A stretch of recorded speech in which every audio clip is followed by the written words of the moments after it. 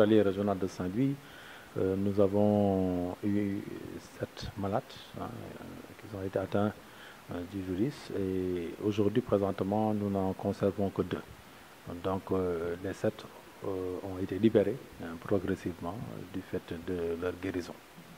À proprement parler, l'hôpital n'a pas de secret. Simplement, nous travaillons dans le cadre d'une dynamique d'abord nationale, c'est-à-dire en fonction des orientations du chef de l'État et des ordres de M. le ministre. Mais au niveau régional, je dois dire que nous avons une équipe très forte autour de M. le gouverneur qui très tôt a réuni le Conseil de sécurité élargi et qui nous a permis maintenant autour de Madame le médecin-chef de la région de travailler en étroite collaboration avec les districts.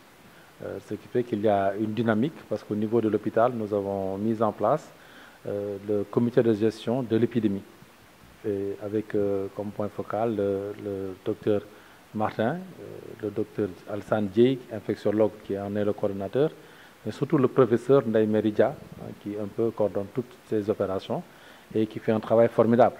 Et surtout, nous avons travaillé en famille, tous les corps de métier, ensemble, la main dans la main, parce qu'on sait que c'est ensemble que nous arrivons à vaincre ce péril.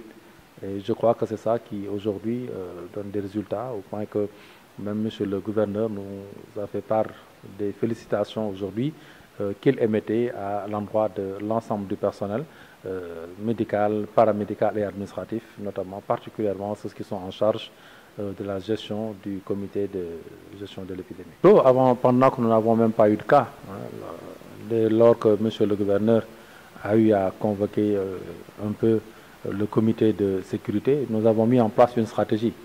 Et chacun avait son rôle à jouer et comme nous sommes hôpital de niveau 2, l'hôpital de référence, nous nous devions déjà de préparer à recevoir les malades qui sont positifs et qui, à la limite, devaient avoir une prise en charge un peu plus élevée, plus relevée par rapport aux autres structures. Alors c'est dans ce cadre-là que nous avons reçu la visite du COUS, la visite de la DIEM, la visite de Madame le directeur général des établissements de santé, accompagné de M. Ousmane Dia, directeur, et d'autres experts comme le docteur Aïsatollah, le colonel Ba, pour la mise en place et la normalisation de ce centre-là. Finalement, tout le bâtiment ambulatoire, parce que nous avons eu aujourd'hui à changer certains services. La psychiatrie aujourd'hui était logée à l'endroit précisément où il y a le centre de gestion des épidémies et ils ont eu la bonne compréhension d'accepter de bon gré et nous les en remercions, nous remercions le Dr Wade pour pouvoir permettre d'abriter ce centre de gestion de l'épidémie. Donc présentement en bas, au niveau de ce centre-là, nous avons 12 lits. Initialement, c'était 25 lits, mais nous sommes descendus à 12 lits pour en faire une réanimation. Donc ça veut dire que c'est 12 lits et en principe, ce sera 12 lits de réanimation. C'est-à-dire chaque lit sera véritablement équipé pour être très fonctionnel. Alors au niveau du premier étage, nous avons entrepris de déménager le service de chirurgie, le service d'orthopédie adulte et d'orthopédie infantile, ce qui nous a amené maintenant au niveau de l'autre bâtiment à regrouper les services de médecine 1 et de médecine 4. Je voudrais vraiment ici remercier l'ensemble des personnels, médical, paramédical et tout, qui ont accepté en ce moment précis chacun de renoncer à quelque chose, à son espace, de renoncer, de se réorganiser, de se réinventer même à cause du Covid pour permettre aujourd'hui à nos parents qui demain seraient appelés à être hospitalisés à pouvoir l'être dans de très bonnes conditions. Donc aujourd'hui nous avons dégagé 12 lits en bas, il y a au moins 50 lits qui seront dégagés en haut, nous aurons à peu près au moins presque 70 lits globalement parlant pour accueillir ces patients-là.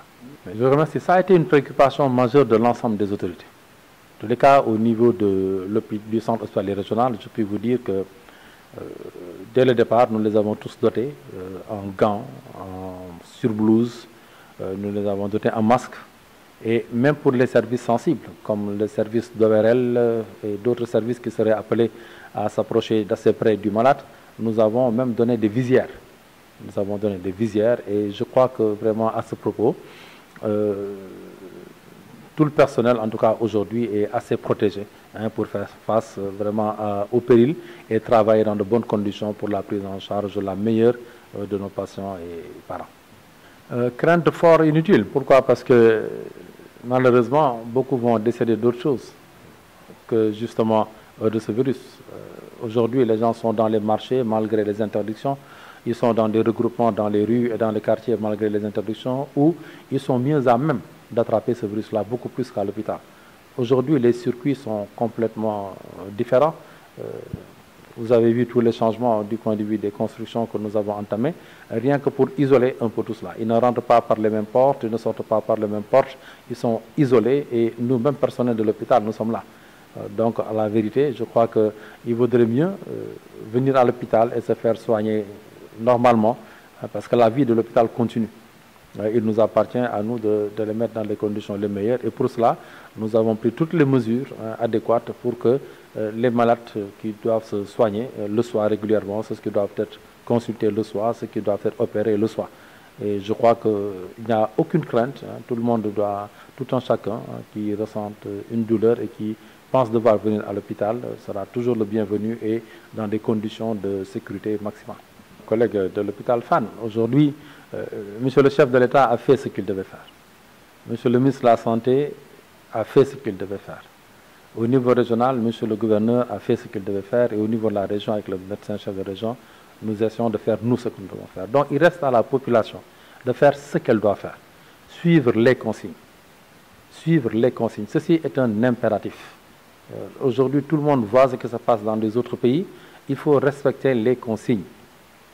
Il faut rester chez soi, il faut véritablement tout ce qui est protection barrière, pouvoir le faire, il faut porter son masque, il faut se laver les mains au savon, il faut véritablement arrêter les grandes places, arrêter les rassemblements.